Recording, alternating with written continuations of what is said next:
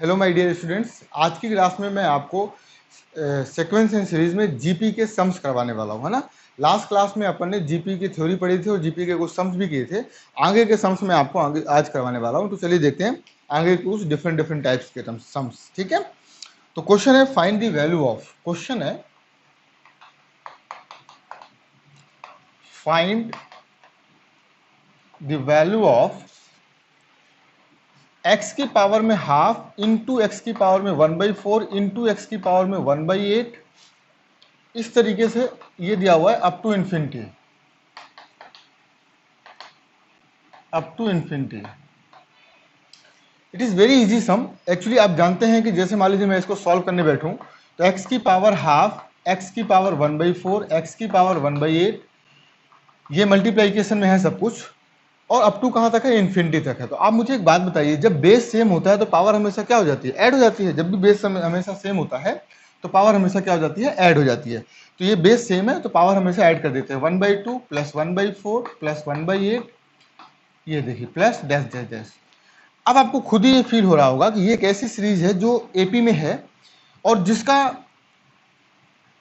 सम जो निकालना है वो अपने को कहां तक निकालना है? इन्फिनिटी तक निकालना है। लेकिन ये एक ऐसी एपी है जो 1/2, 1/4, 1/8 इस तरीके से चल रही है। तो इसका जो फर्स्ट टर्म है वो क्या है? 1/2। इसका जो रेशियो है, रेशियो कैसे निकालते हैं? सेकंड टर्म अपॉन में फर्स्ट टर्म। तो 1/4 अपॉन में 1/2। आप इसको अच्छे से लिखेंगे तो 1/4 इंटू 2/1, तो ये आ जाएगा 1/2। ठीक है, तो 1/2 इज दी रेशियो। तो दोनों बातें अपने को पता है, तो अपने क्या करते हैं? फॉर्मूला क्या है? a अपॉन में 1 माइनस आर। 1 माइनस आर क्योंकि r का है आपका 1 से छोटा है, तो 1 माइनस आर लगा दिया। तो ये हो जाएगा x की पावर में a का मतलब है बेटा 1/2, और यहाँ पर भी है 1 माइनस 1/2। आप इसको सॉल्व करेंगे तो x की पावर में हाफ अपॉन में 1/2, में 1 में से 1/2 जाएगा, ये भी 1/2 आ जाएगा। तो ये आपस में कैंसिल हो गया, यानी आ गया x की power 1, that is x। Very simple answer, it is x, है ना। तो आप इसको देख लीजिए, इट इज वेरी इजी सम। अब चलते हैं नेक्स्ट सम में। नेक्स्ट सम मैं आपको करवाता हूँ। नेक्स्ट सम थोड़ा सा अच्छा सम है, अपन चलिए उसको देखते हैं। आज के सम्स मैं आपको जो करवाऊंगा वो बहुत अच्छे से सम्स हैं। आपको अच्छी फीलिंग आएगी उनको करने के बाद, लगेगा कि हाँ अपन ने सम्स किए हैं। लास्ट के खासकर लास्ट के जो सम मैं आपको करवाने वाला हूँ। If the continued product of 3 numbers, question है if the continued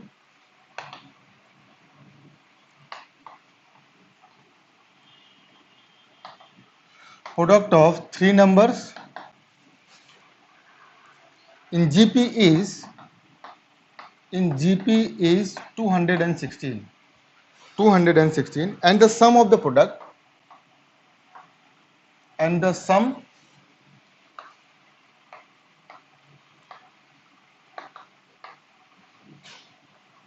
sum of the product in pairs is 156. ठीक है, find the numbers,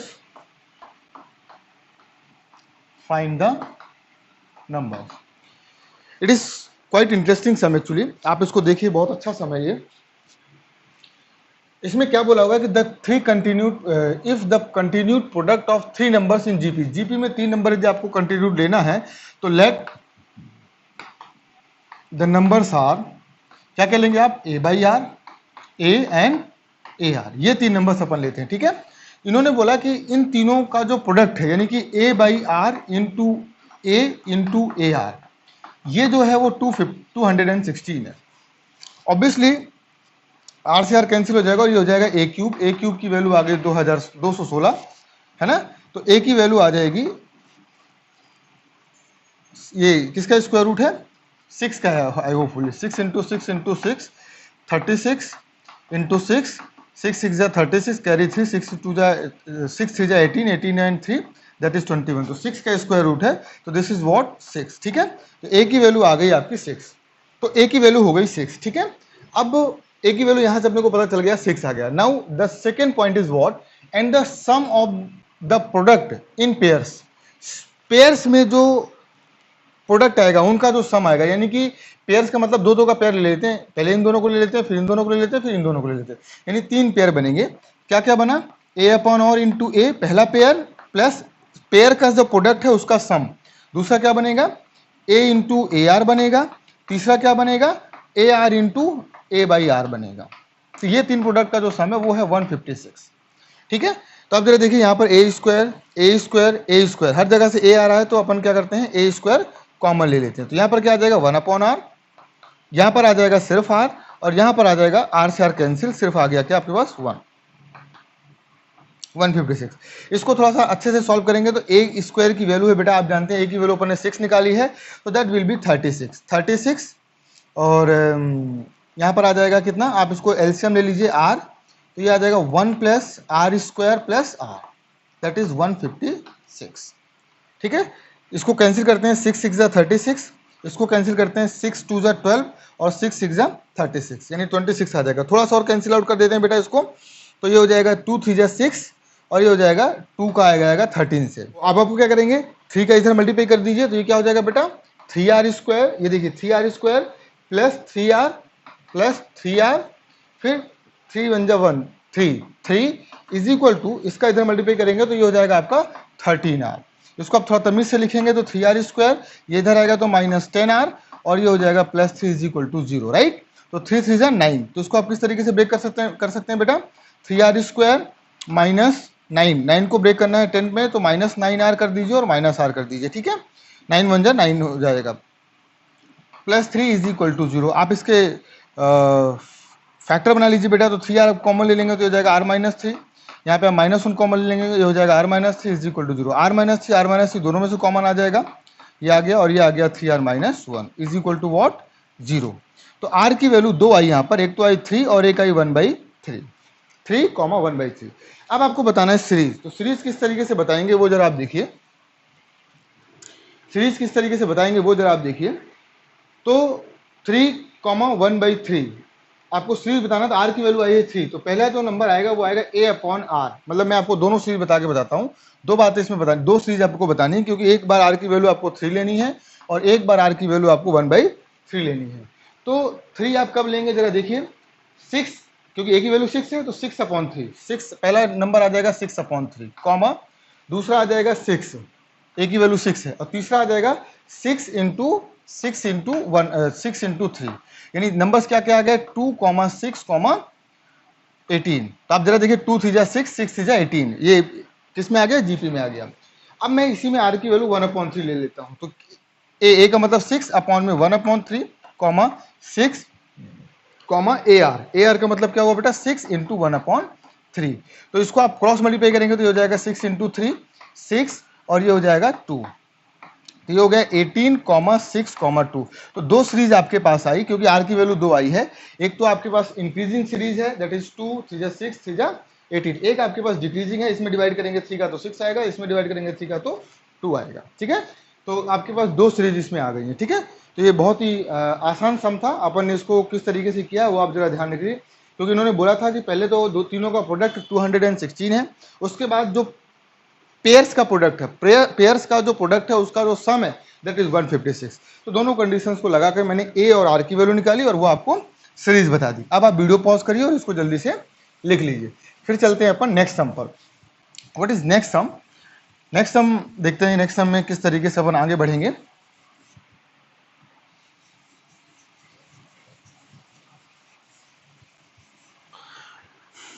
next sum again very interesting sum, आपको कुछ भी नहीं करना है, इसमें प्रूफ करना है। If a b c are in GP, if a b c are in GP, prove that.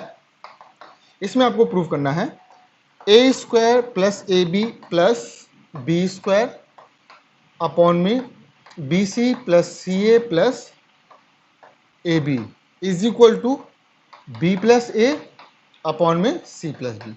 ये आपको प्रूफ करना है और कुछ भी नहीं करना है आपको। तो एबीसी इन्होंने बोला कि एबीसी जो है वो क्या है एपी में है, इन्होंने बोला कि ए बी सी ये तीनों सॉरी जीपी में है ना। इसका मतलब एक काम करते हैं अपन, एक काम करते हैं कि इसमें एक सीरीज मान लेते हैं पहला टर्म जो है वो आपका ए है, दूसरा वाला ए आर है, यानी बी की वैल्यू ए की वैल्यू तो ए ही रख लेते हैं, बी की वैल्यू ए आर रख लेते हैं और सी की वैल्यू ए आर स्क्वायर रख लेते हैं। क्यों? क्योंकि ए बी सी क्या है तीनों जीपी में है, तो जीपी में इस तरीके से 3 नंबर माने जा सकते हैं, इस तरीके से भी मान सकते हैं। आप मान सकते हैं a by r a r, ये भी आप मान सकते हैं। लेकिन यहाँ पर a by r comma a r आप मानेंगे तो थोड़ा सा डिफिकल्ट हो जाएगा।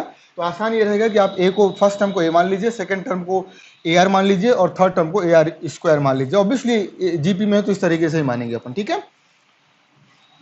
मैंने आपको जब लेट करना सिखाया था तब मैंने बोला था कि इसको भी अपन कई बार लेट करते हैं, कई बार ये अपन जीपी को इस तरीके से भी लेट करते हैं, ए आर ए और ए बाई आर ए और ए आर, इस तरीके से भी लेट करते हैं। लेकिन जो जहां पर इजी पड़े उसको इस हिसाब से कर लेते हैं। यहाँ पर ये 1/r को सॉल्व करना थोड़ा सा डिफिकल्ट पड़ेगा। तो ये जब मैंने सीरीज मान ली तो मैं इनकी वैल्यू यहाँ पर रख देता हूँ, क्योंकि एबीसी किस में है, जीपी में है। तो मैं एलएचएस और आरएचएस दोनों अलग अलग सॉल्व कर लेता हूँ। तो चलिए पहले एलएचएस सॉल्व करते हैं। ए का स्क्वायर मतलब फर्स्ट टर्म का स्क्वायर, तो ये ए स्क्वायर आ गया। फिर ए का मतलब है ए और बी का मतलब है ए आर, बी का मतलब है ए आर प्लस बी का स्क्वायर यानी ए आर का स्क्वायर, ये लीजिए अपॉन में बी का मतलब है ए आर, सी का मतलब है ए आर स्क्वायर, ये लीजिए ये भी आ गया। अब क्या करना है आपको, सी का मतलब ए आर स्क्वायर, ए का मतलब है सिंपल ए, ठीक है, ए का मतलब है ए और बी का मतलब है ए आर, ठीक है। अब जरा देखिए ए स्क्वायर पूरे में है तो ए स्क्वायर आप कॉमन ले लीजिए, तो क्या बचेगा 1 प्लस आर स्क्वायर, ऊपर इतना आया। डिनोमिनेटर देखते हैं, इसमें ए स्क्वायर तो कॉमन आ ही रहा है, ए स्क्वायर तो हर जगह है तो ए स्क्वायर तो कॉमन ले ही लेते हैं। लेकिन एक चीज और कॉमन आ रही है, इसमें आर भी हर जगह है, इसमें एक आर है, इसमें 2 आर है और इसमें 3 आर है, तो एक आर तो कॉमन अपन ले ही सकते हैं। तो ठीक है, तो एक आर मैंने कॉमन ले लिया है और ए स्क्वायर कॉमन ले लिया, तो यहाँ पे क्या बचा आर स्क्वायर। यहाँ पे मैंने एक आर कॉमन ले रखा है और ए स्क्वायर कॉमन ले रखा है, यानी सिर्फ एक आर बचा। यहाँ पे आर भी कॉमन ले रखा है और ए स्क्वायर भी कॉमन ले रखा है। ध्यान से देखिए ये और ये बिल्कुल सेम लिखा हुआ है, तो ये कैंसिल हो गया, ए स्क्वायर से ए स्क्वायर कैंसिल हो गया, ये आ गया 1/r। Now we will talk about RHS। What is RHS? Similarly RHS में वैल्यूज पुट कर देते हैं, ठीक है। तो RHS में वैल्यूज क्या है, b प्लस ए अपॉन में c प्लस बी। देखते हैं क्या ये बराबर आएगा।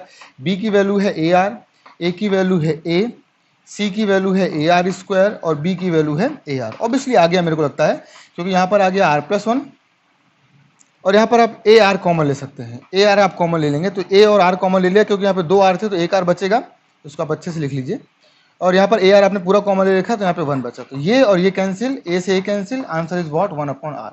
तो आपने क्या देखा बेटा कि LHS is quite equal to what RHS। तो यहाँ पर LHS और RHS दोनों आपस में बराबर आ गए।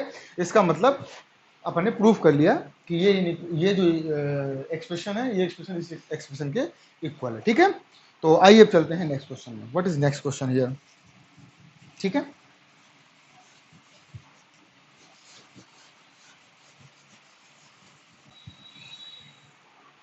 Next question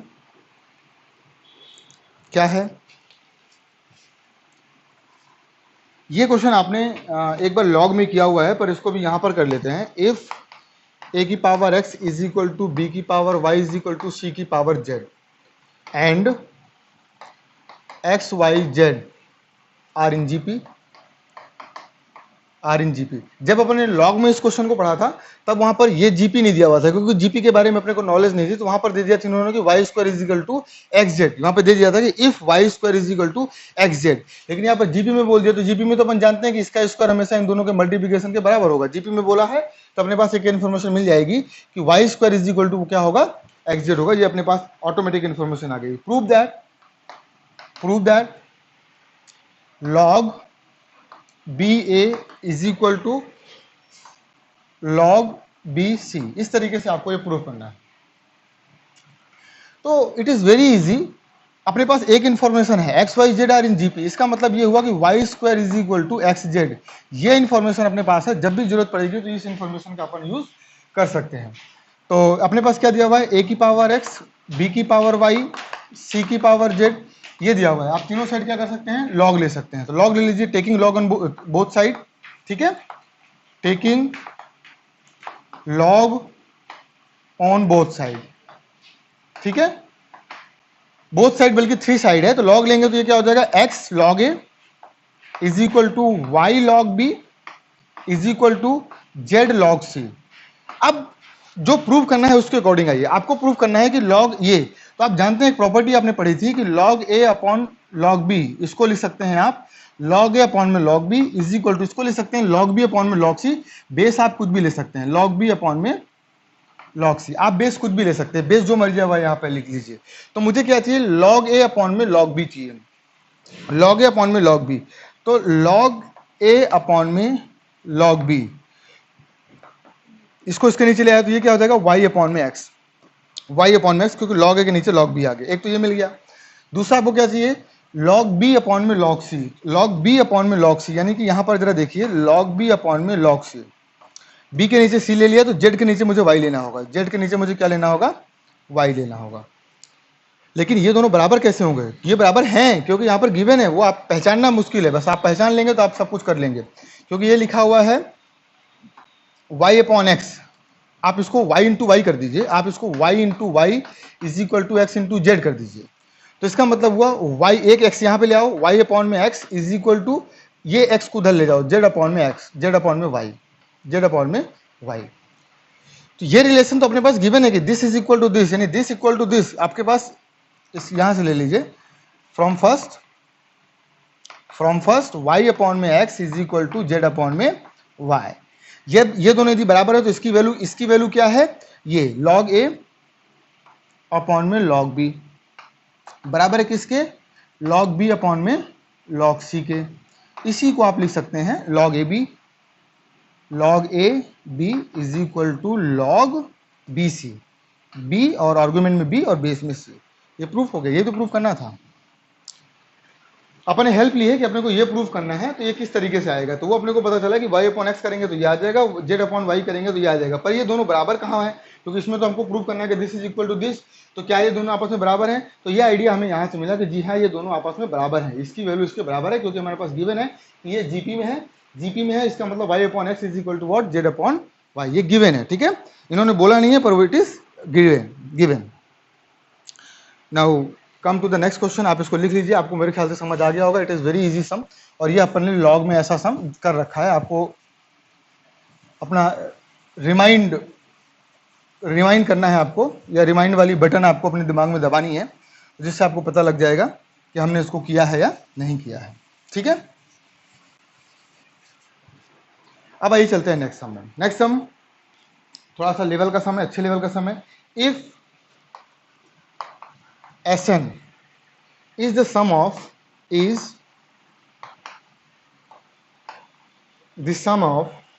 n terms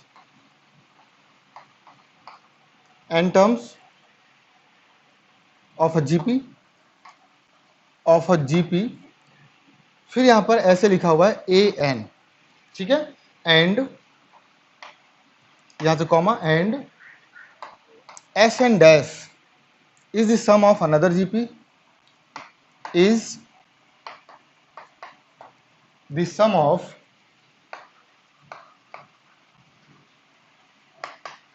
another GP, फिर यहां पे लिखा हुआ 1 upon an,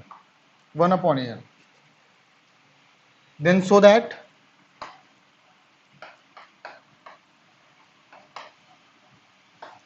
that Sn is equal to a1 an और Sn डैश, ये आपको प्रूफ करना है। ये क्या मतलब है, पहले इस सम को समझना बहुत जरूरी है। इसमें लिखा हुआ है if Sn is the sum of n terms of a GP, फिर डबल डैश लिखा हुआ है, डबल डैश लिखा हुआ है, फिर लिखा हुआ है an। इसका मतलब यह है कि an का सम है, an का जो सम है वो क्या है, Sn है। इसका मतलब an का मतलब यह है कि a1 plus a2 plus a3, ये जीपी में है क्योंकि जीपी बोला हुआ है इन्होंने, a3 प्लस a4, ऐसे करके जब an तक आप इसका सम निकालेंगे तो दैट इज Sn।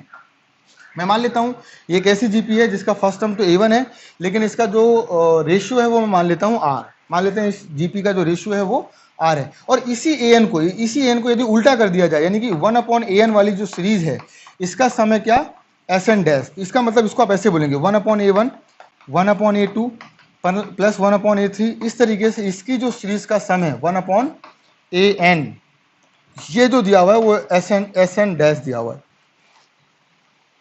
तो ऑब्वियसली यदि इसका रेशियो ऊपर वाली सीरीज का जो रेशियो है वो यदि r है, तो जो इसका रेशियो आएगा वो ऑब्वियसली 1 अपॉन r होगा। वो ऑब्वियसली क्या होगा, 1 अपॉन होगा, क्योंकि उल्टी सीरीज है।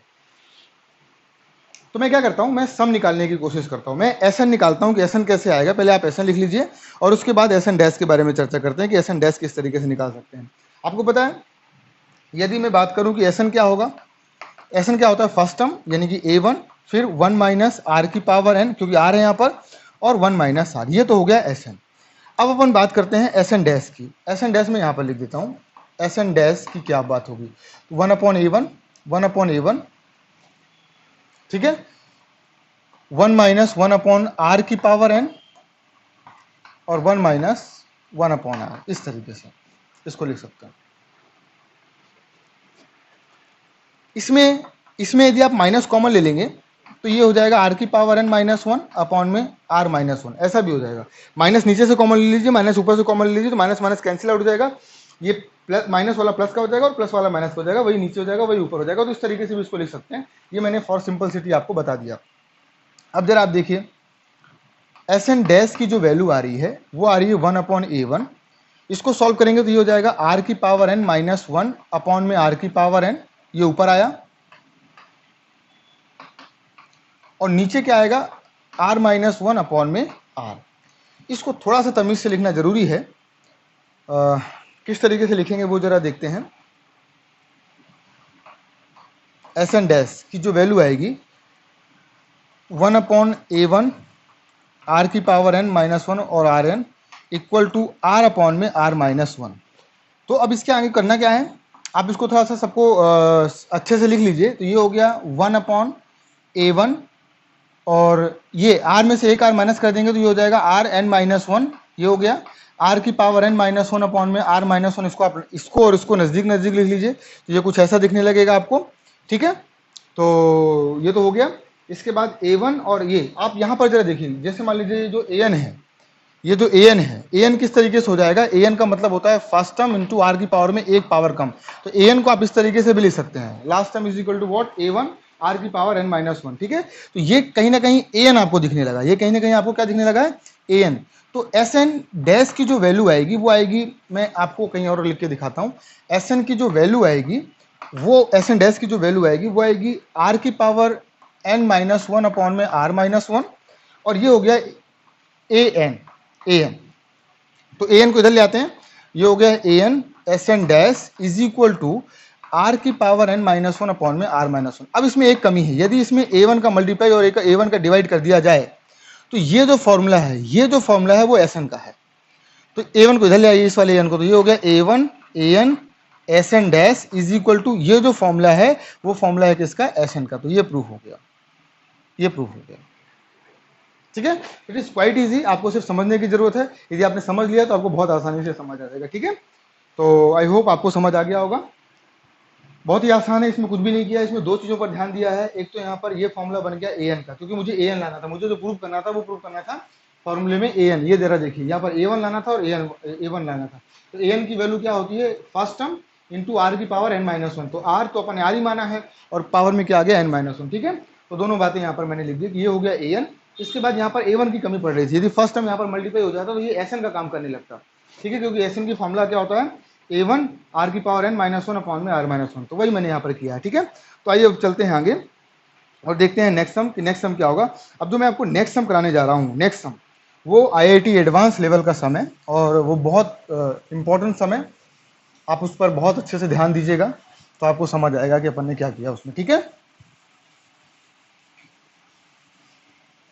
आईआईटी एडवांस लेवल का सम है, आपको बहुत अच्छे से उस सम को ध्यान देना होगा, क्योंकि उस सम में कुछ चीज़ें ऐसी हैं कि यदि आपने पहले नहीं देखी हैं तो आप अपने से नहीं कर पाएंगे, ठीक है। It is very important sum, the sum of the squares, sum of the squares of 3 distinct real numbers which are in GP,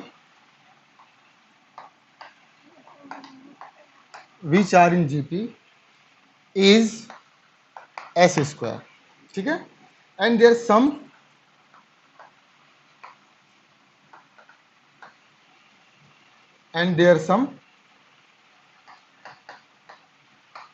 is alpha s, so that या prove that alpha square belongs to 1/3 से लेकर 1 open bracket के साथ, union 1 से लेकर 3, ये inequality type का कुछ सम आ जाएगा। अपन देखते हैं कि इसको किस तरीके से हैंडल करेंगे। इसमें क्या बोला हुआ है, the sum of the squares of 3 distinct real number which are in GP. तो 3 नंबर जीपी में मैं मान लेता हूं ए आर और ए आर स्क्वायर, ये मैंने 3 नंबर जीपी में मान लिया, ठीक है। तो इनके जो स्क्वायर्स का सम है वो है एस स्क्वायर, यानी कि a square plus a r का square plus a square r की पावर 4, इसका भी स्क्वायर, इसका स्क्वायर, इसका स्क्वायर, जो स्क्वायर का सम है वो एस स्क्वायर है। तो इसमें से ए स्क्वायर कॉमन ले लेते हैं तो ये आ जाएगा 1/r स्क्वायर प्लस आर की power 4 is equal to s square, पहली कंडीशन।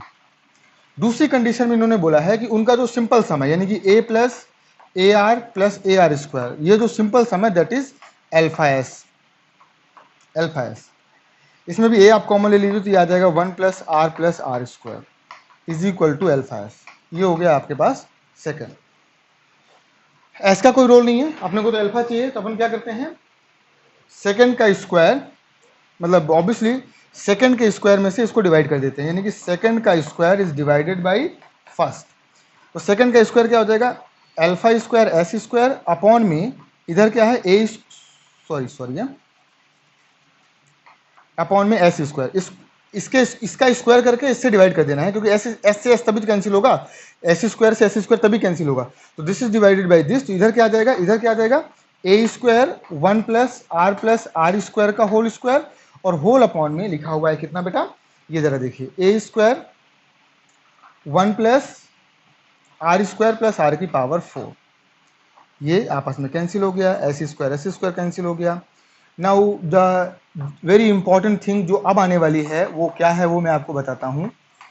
इसका होल स्क्वायर है, क्योंकि स्मार्ट कैलकुलेशन यहाँ पे जरूरी है। स्मार्ट कैलकुलेशन आपके पास नहीं है तो आप कुछ भी नहीं कर सकते। आपको मैं साइड में बताता हूँ, यदि आर की पावर 4 और आर स्क्वायर प्लस 1, ये आपको नहीं पता, ये एक्चुअली आंसर है किसका, आर स्क्वायर प्लस 1 का स्क्वायर माइनस आर के स्क्वायर का। ये इसका मतलब ये होता है, आप करके देखिए। चलिए इसको मैं खोलता हूँ और उसको दिखाता हूँ कि ये इसके बराबर है या नहीं है। तो चलिए देखते हैं, इसको खोलेंगे तो ये आएगा आर की पावर 4, यह आएगा 2r square a minus b, a plus b का होल स्क्वायर, तो a square plus 2ab plus 1 minus r square. तो जरा देखिए, आर की पावर 4 2r स्क्वायर में से आर स्क्वायर चला गया, तो ये बचा क्या, आर स्क्वायर, और ये क्या बचा 1, तो ये बराबर इसके आगे कि नहीं आया। इसका मतलब इसको बहुत इजीली इस तरीके से लिखा जा सकता है, यानी I can write r square plus 1 का whole square minus r square. Come to the next, alpha square is equal to, यहाँ पे क्या लिखा हुआ है, 1+r स्क्वायर का होल स्क्वायर। यहाँ पर जरा देखिए, ये क्या लिखा हुआ है, ए स्क्वायर माइनस बी का स्क्वायर, ए स्मार्ट कैलकुलेशन है ये, a square minus b square, a minus b a plus b, यानी कि r square plus 1 minus r square plus 1 plus r. हुआ क्या, इसमें से ये और इसकी एक पावर कैंसिल हो गई, क्योंकि ये दोनों क्या हो गए, सेम हो गए। यहाँ प्लस लिखा हुआ था, ठीक है ना, वो दिख नहीं रहा आपको, ये दोनों एक दूसरे से कैंसिल हो गए, क्योंकि ठीक है। तो अब ये थोड़ा सा इजी हो गया, इसको सॉल्व करना, क्रॉस मल्टीप्लाई करके मैं सॉल्व कर सकता हूँ। तो ये हो गया r square alpha square plus alpha square minus r alpha square is equal to r square, ये वाला प्लस आर प्लस 1, है ना। ये आपको समझ आ गया होगा, सब कुछ इधर ले आइए बेटा आप। तो ये हो जाएगा alpha square minus 1, r square common ले लिया इसमें और इसमें, आर स्क्वायर कॉमन ले लिया। अब आर में आप जरा देखेंगे तो यहाँ पर क्या माइनस आर पहले से, यहाँ भी माइनस आ जाएगा, तो अल्फा स्क्वायर, क्योंकि यहाँ पर माइनस रखता हूँ मैं, माइनस रख लेता हूँ मैं, माइनस अल्फा स्क्वायर कॉमन लेंगे तो अंदर क्या बचेगा आपके पास, आप आर कॉमन ले लीजिए, आर कॉमन ले लीजिए, तो आर आपने कॉमन ले लिया और माइनस आर यदि आपने कॉमन ले लिया तो अंदर बचेगा alpha square plus 1, alpha square plus 1। क्यों, क्योंकि इधर से जो आएगा वो माइनस आर आएगा, तो माइनस आर और माइनस आर, तो मैंने माइनस आर को कॉमन ले लिया तो अल्फा स्क्वायर प्लस 1 आ गया, ठीक है। आगे क्या आएगा, आगे यहाँ पर अल्फा स्क्वायर, सॉरी यहाँ पे अल्फा स्क्वायर पहले से है और ये -1 को और ले लिया। अब क्वाड्रेटिक इक्वेशन में अपने पढ़ा था, यदि आर रियल है, अब ये आर के क्वाड्रेटिक इक्वेशन बन गई, आर के फॉर्म में, ये देखिए a x square minus b x plus c, यानी आर के फॉर्म में क्वाड्रेटिक इक्वेशन हो गई, और आर आपके पास क्या है, रियल है। यदि आर रियल है तो डिस्क्रिमिनेंट हमेशा ग्रेटर और इक्वल टू क्या होगा, 0 होगा, डिस्क्रिमिनेंट हमेशा ग्रेटर और इक्वल टू 0 होगा। आर रियल होने का मतलब इसके जो रूट्स आएंगे वो रियल आएंगे, यदि रूट्स रियल है तो इसका डिस्क्रिमिनेंट हमेशा क्या होगा, 0 से बड़ा या बराबर होगा। ऑब्वियसली रियल है तो मैं बड़ा ले लेता हूँ, क्योंकि इसमें इक्वल का साइन नहीं दिया हुआ है, इसलिए मैं यहाँ पे ग्रेटर ले, आप ग्रेटर भी ले सकते हो, कोई प्रॉब्लम नहीं है। इसमें ऐसा नहीं बोला कि रियल और इक्वल होंगे, है ना। तो ऑब्वियसली रेशियो इक्वल हो ही नहीं सकता, ऑब्वियसली यहाँ पर रेशियो इक्वल नहीं हो सकता। यदि रेशियो इक्वल आ गया तो इसका मतलब दोनों सीरीज सेम है, तो दोनों सेम सीरीज की बात तो करेंगे नहीं, इसका मतलब डी हमेशा ग्रेटर देन जीरो होगा, it is not equal to zero. वो तो डिस्क्रिमिनेंट ग्रेटर और इक्वल टू जीरो होता है if r is real, but यहाँ पर आर रियल तो है लेकिन आर इक्वल नहीं हो सकता, आर की दो सेम वैल्यूज नहीं आ सकती हैं। यदि सेम वैल्यूज आ गई तो वो सीरीज सेम ही रहेगी, क्योंकि रेशियो सेम आएगा तो सीरीज भी क्या आएगी, सेम ही आएगी। तो डी ग्रेटर देन जीरो कर देता हूं। तो डी क्या है, यहां पर भी स्मार्ट कैलकुलेशन करूंगा मैं। बी का स्क्वायर माइनस फोर, ए क्या है एल्फा स्क्वायर माइनस वन, और सी क्या है alpha square minus one. Smart calculation पे आप ध्यान देंगे तो आप बहुत अच्छे से चीजों को कर पाएंगे। यहाँ पर क्या है एल्फा स्क्वायर प्लस वन का होल स्क्वायर माइनस, इसको जरा देखिए, ये टू और एल्फा स्क्वायर माइनस वन का ये होल स्क्वायर लिखा हुआ है, ये दो बार लिख दिया तो एल्फा स्क्वायर माइनस वन का होल स्क्वायर हो गया और टू का स्क्वायर, तो ये इस तरीके से लिखा हुआ है। फिर से मैंने क्या कोशिश करी इसमें, इसको ए समझ लीजिए, तो ये हो गया ए का स्क्वायर माइनस ये हो गया बी का स्क्वायर, ये मैंने कर लिया ए का स्क्वायर माइनस बी का स्क्वायर। स्मार्ट कैलकुलेशन मैं आपको बार बार बोल रहा हूँ तो आपको उस पर ध्यान देना। तो r square plus one minus two alpha square, minus कर रहा हूँ तो प्लस टू हो जाएगा ये, तो एक तो ये आ जाएगा एक ब्रैकेट में, दूसरे ब्रैकेट में दोनों को सम कर देंगे, यानी alpha square plus one plus two alpha square minus two, ये लीजिए ग्रेटर देन जीरो। इसको थोड़ा सा और तमीज से सॉल्व करेंगे तो ये माइनस एल्फा स्क्वायर हो जाएगा, ये आ जाएगा माइनस एल्फा स्क्वायर, क्योंकि माइनस किया अपन ने, तो minus alpha square plus three, ठीक है। और ये आपके पास कितना आ जाएगा, three alpha square minus one, ठीक है, ये आ गया ग्रेटर देन जीरो। मैंने बोला था इस माइनस को कभी यहाँ माइनस नहीं ले सकते हैं, तो माइनस को आपको उधर भेजना होगा, तो माइनस को आप उधर भेज दीजिए। माइनस को यदि आप उधर भेजेंगे तो ये हो जाएगा एल्फा स्क्वायर माइनस थ्री, और ये हो जाएगा three alpha square minus one is less और इक्वल टू जीरो, माइनस को उधर भेजने पर। तो ऑब्वियसली इसका वेविक और बना लेते हैं जल्दी से, क्योंकि एल्फा स्क्वायर की वैल्यू बतानी है। तो थ्री और वन बाई थ्री, थ्री और वन बाई थ्री, थ्री और one by three, one by three और यहाँ पर आ गया थ्री, ठीक है। तो एल्फा स्क्वायर आपका बिलोंग करेगा बाई थ्री से लेकर थ्री तक। अब यहाँ पर आपको एक बात ध्यान रखनी, यहाँ पर एक बात ध्यान रखनी है कि एल्फा स्क्वायर की वैल्यू आ गई वन बाई थ्री से लेकर थ्री तक, लेकिन ये ध्यान रखना है कि अल्फा की वैल्यू, क्योंकि यहाँ पर प्रूव करना है alpha belongs to one by three से थ्री तो आ रहा है, लेकिन वन को ये लोग नहीं ले रहे हैं। वन को क्यों नहीं ले रहे, क्योंकि इसलिए नहीं ले रहे हैं क्योंकि अल्फा की वैल्यू यदि वन आ गई, अल्फा की वैल्यू यदि वन आ गई तो इसको आप सॉल्व करके देखना, जो भी यहाँ पे इनइक्वालिटी आई है ये आप यहाँ पे सॉल्व करके देख लीजिए, आर की वैल्यू जीरो आ जाएगी, एक आर की वैल्यू क्या आएगी, जीरो आएगी। तो एक जो आर की वैल्यू जीरो आ रही है, आर की वैल्यू जीरो तो हो ही नहीं सकती है, आर कभी भी रेशियो जीरो नहीं हो सकता है, इसलिए आपको इसमें से माइनस वन करना पड़ेगा, क्योंकि आर अल्फा स्क्वायर की वैल्यू वन कभी नहीं हो सकती। अब यहाँ पर वन रखकर देख लीजिए, वन रखेंगे क्रॉस मल्टीप्लाई करेंगे तो आर की वैल्यू क्या आएगी, जीरो आएगी, तो वन नहीं हो सकती। तो आप इसको ऐसे लिखिए, या आप इसको थोड़ा सा घुमा कर लिख सकते हैं, alpha square is equal to what, one upon belongs to what, one upon three से लेकर वन, क्योंकि वन को हटा दिया है, यूनियन वन से लेकर थ्री तक, वन से लेकर थ्री तक, इस तरीके से भी आप लिख सकते हैं, कोई प्रॉब्लम नहीं, ठीक है।